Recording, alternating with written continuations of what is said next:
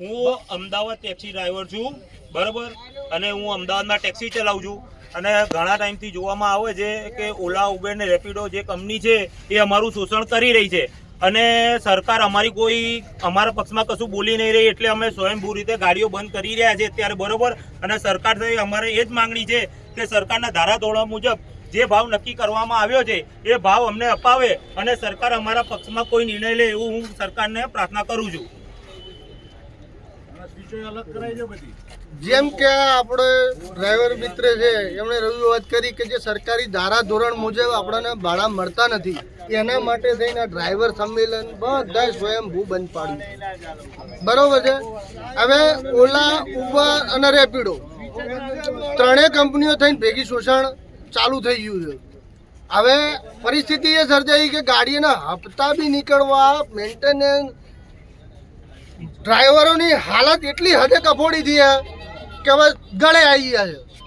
સરકારને અમારી નમ્ર અરજ એ જ છે કે અમને ડ્રાઈવરોને જે પણ સરકારી ધારાધોરણ મુજબ છે એ પ્રમાણે ભાડું આપો ને અમને ન્યાય આપો. બીજું કે ઓલા, ઉબર ને રેપિડો, હવે ઓલાની અંદર મેં આની રજૂઆત કરી કે ભાઈ આ તમે ફરતી ટ્રીપો બંધ કરો, મલ્ટીપ્લાય ટ્રીપ ચાલુ કરી રેપિડોએ, એનું જોઈને ઓલાએ ચાલુ કરી. પરિસ્થિતિ એ સર્જાઈ કે આ ભાઈને જવું છે, નાઇટ કરી છે વસ્ત્રાલ, ટ્રીપ પડે છે મારામાં વસ્ત્રાલની, મારે જવું ગાંધીનગર, ઓટો ક્લિકરમાં ગાંધીનગરની એક્સેપ્ટ થઈ જાય છે, હું કેન્સલ કરું છું, આ ભાઈ બીજા 2 કલાક જુરે છે.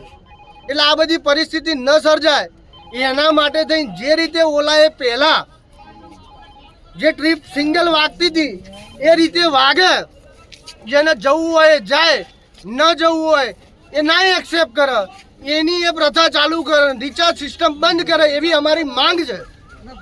અને રેપિડોએ આનો જવાબ એક ડ્રાઈવરને કૂતરું ન બેસાડવા બાબતે પરિસ્થિતિ એવી સર્જાઈ હતી કે સામે કસ્ટમરે કેસ કર્યો.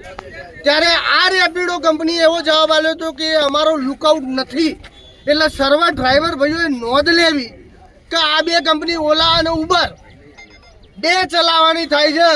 અને સરકાર જોડે આપણી એટલી જ માંગણી કે આપણી સરકારી ધારાધોરણ મુજબ આપણને જે વળતર અને જે ભાવ સરકારી ધારાધોરણ મુજબ છે એ આપે.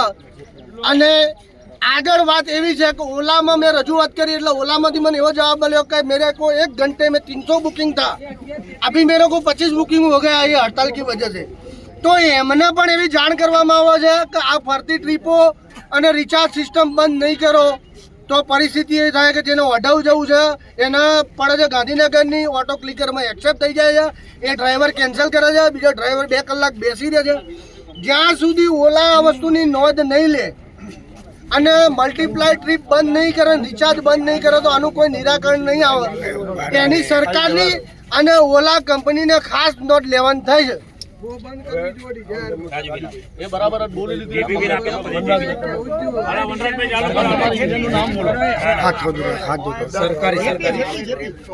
બીજું આની અંદર એવું કહેવાનું થાય છે કે જે વ્હાઇટ નંબર પ્લેટમાં બાઇકો ચાલે છે એનાથી ટેક્સી અને રિક્ષા બંનેના ધંધા ખોરવાયા છે.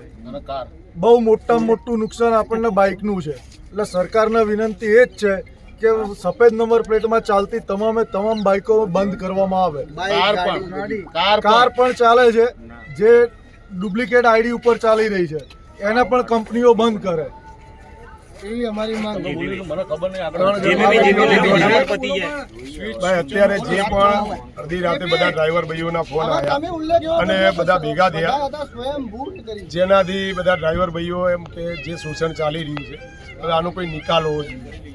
એટલે સરકારશ્રીને રજૂઆત કરવા અને દરેક ડ્રાઈવર ભાઈઓ સ્વૈચ્છિક પોતાની ઈચ્છાથી બંધ કરી રહ્યા છે કે સ્વૈચ્છિક અમે બંધ પાડીએ છીએ, અમારે આ ભાડામાં ધંધો નહીં કરવો, આમ પણ ધંધો નહીં થતો અને આમ પણ નહીં થાય.